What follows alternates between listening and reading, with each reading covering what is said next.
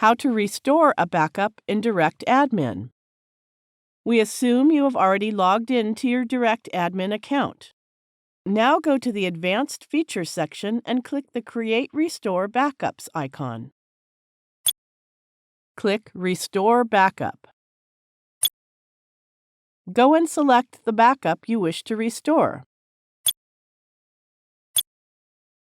You can leave all the restore options checked and include all the portions of the backup. You can also select the specific portion of the backup to restore. For instance, let's restore FTP settings only.